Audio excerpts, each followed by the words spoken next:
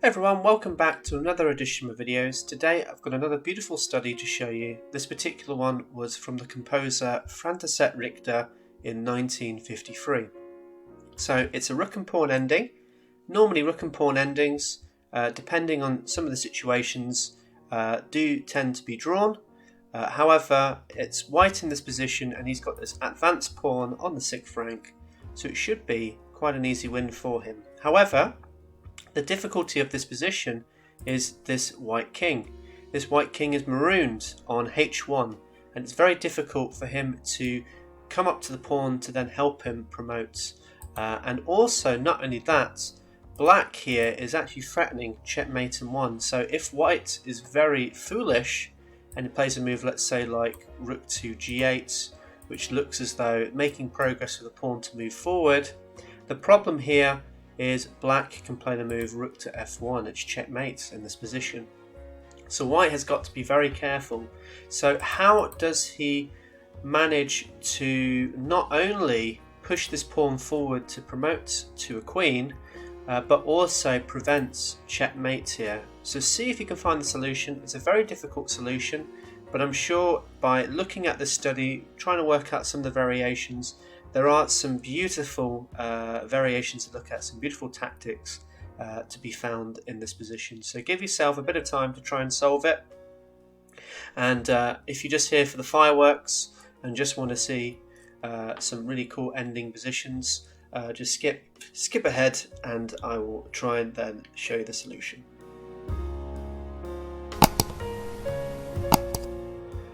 Okay, so the solution to this one is really nice, but I will show you one failed solution, and something that probably a lot of you may have considered was the move rook to h7, which, you know, logically speaking, it doesn't look too bad. You're getting a check in here and you're creating a pathway for this pawn, but we'll show you why rook to h7 doesn't work, because, well, compared to the solution. So we say the solution is rook to f7, which is the first key move. So this actually stops mate in 1, and it simultaneously tries to make progress with this pawn. But if you came to rook to h7, the problem with this is after the king comes to g3, black is still threatening mate here. Notice that, you know, this rook is going to come down to f1, it's going to deliver mate. So white, in actual fact, will have to come back to f7. So he's wasted time in this position, and he's not any closer to progressing. And the problem with this is this one move, this one wasted move, allows black to be able to round up this pawn and to be able to get the draw in this position. So, just to show you an example continuation, let's say the rook comes to a5, so continuing to try and deliver mate here. The problem with this is after the move king to g1, so after the check you can then block it with your rook now. The black rook could come back to g5. And after g7, trying to make progress, trying to get one step closer to promoting here. The problem for this for white is after the king comes to h4, he's going to easily round up this pawn. So there's no way that white is going to be able to make any progress in this position.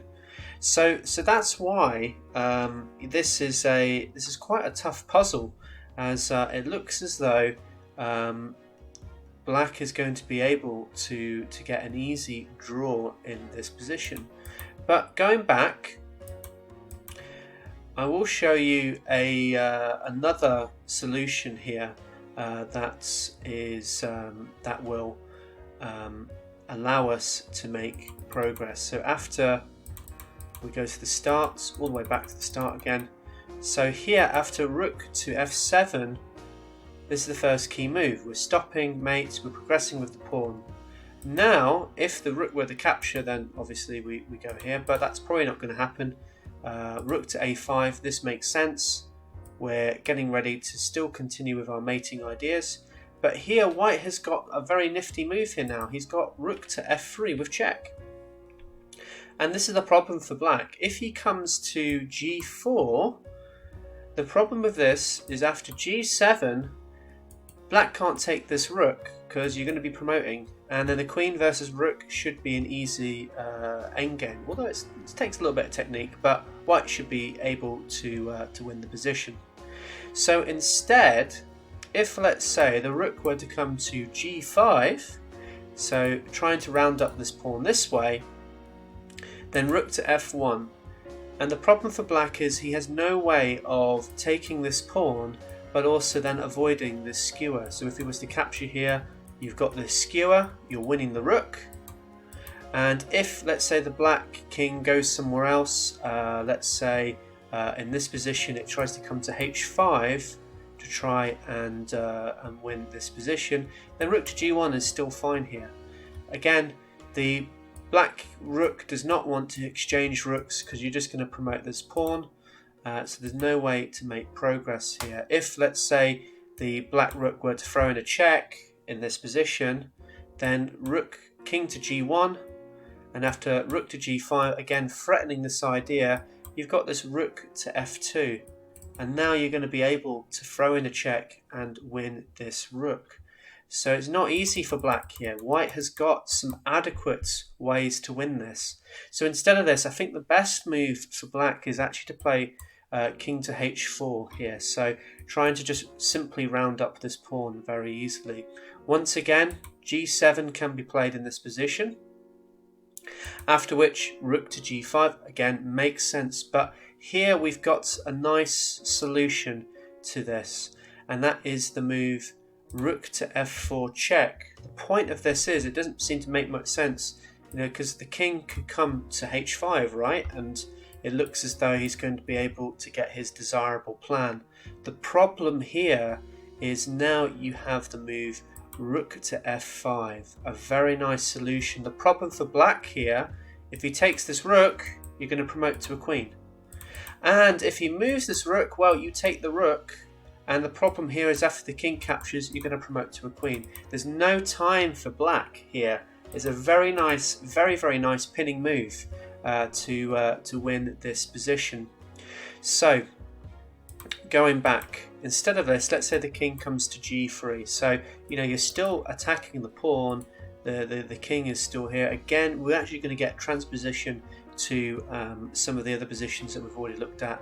So rook to f1 can be played, threatening the skewer.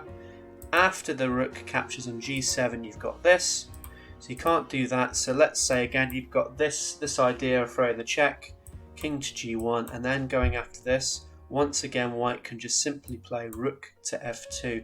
There's no rush for white here. He is going to be able to deliver an attack on the king and then promote this pawn. So a very nice solution. I really liked this particular study, as if I go back to the start, it looks like quite a boring rook and pawn ending that will probably end in a draw, but actually white has got some really resourceful ways to try and win this position and try and find ways to create complications for black to keep having to deal with, despite the fact, as I say, it looks like a really boring rook and pawn ending. So I hope this changed your mind. I hope rook and pawn endings aren't going to be as boring for you as they are for me, and I hope you were able to find this particular stunning rook and pawn ending in this composition puzzle. Thank you for watching. If you haven't already, make sure to subscribe to the channel, and if you like what you see, leave a like as well below, and a comment below if you were able to solve this one as well. Take care. Bye bye.